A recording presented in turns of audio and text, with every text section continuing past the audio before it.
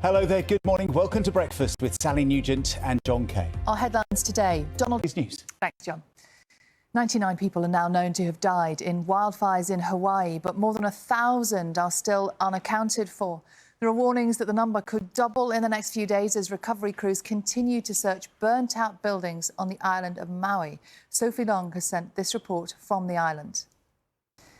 NHS hospitals across England will have an extra 900 beds this winter. That's according to the government, which has announced £250 million of funding.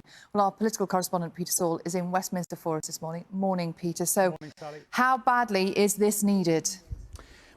Almost 34,000 online grooming crimes have been recorded by UK police while children have been waiting for online safety laws to be passed, according to new figures from the NSPCC.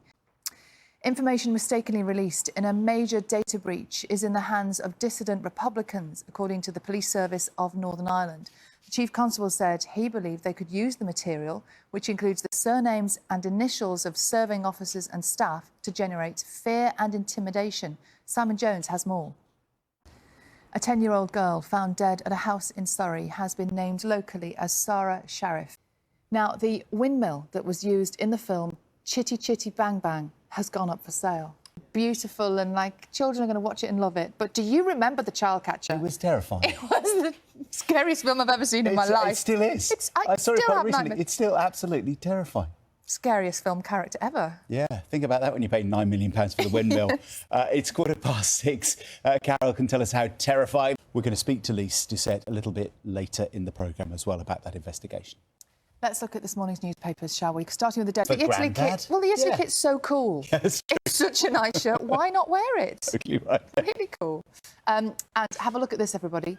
We talked about this yesterday. The annual Perseid meteor show. Didn't look like that. That wasn't this morning. This was last night. Last night, yeah. What's it like, 9ish, 10ish something? Yes. It was just a break in the cloud. Yes. Good stuff. I also quite like, there's a couple of surveys this morning in the papers about ways to stay living for longer. Oh, OK. There's a thing that says if you use your phone to do puzzles, it keeps your brain active and you live for longer. Now, that sounds like a good idea. Mowing the lawn cuts the odds of dying early as well. Oh, well, you'll be fine. Yeah. Because you do that a lot. I've done it once in weeks. But there we go. If you do a puzzle while mowing the lawn, you're going to be immortal. It's 22 minutes past 6. Now, as the countdown to the new term begins, lots of parents might be pulling out last year's uniform to see if it's good for another year or if it's time for some back-to-school shopping. Yeah, from next month, all schools in England are expected to follow new laws, which are supposed to protect parents from unaffordable costs. But the BBC has found there hasn't been much change in uniform policies. Here's our education reporter, Vanessa Clark.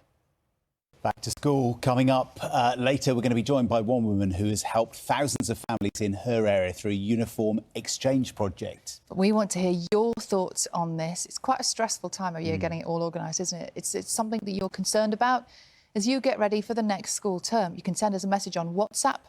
The number is just there on your screen. You can scan the QR code with your phone's camera. That will automatically start a chat with us, or you can get in touch with us in all the usual ways. Has your school got rid of branded products? Have they refused to get rid of branded products? How's it affecting your budget? 6:26 coming up. I'm going to speak to one of the judges. But time now to check in with our teams around the UK to get the news, the travel and weather where you are this morning. We'll see you.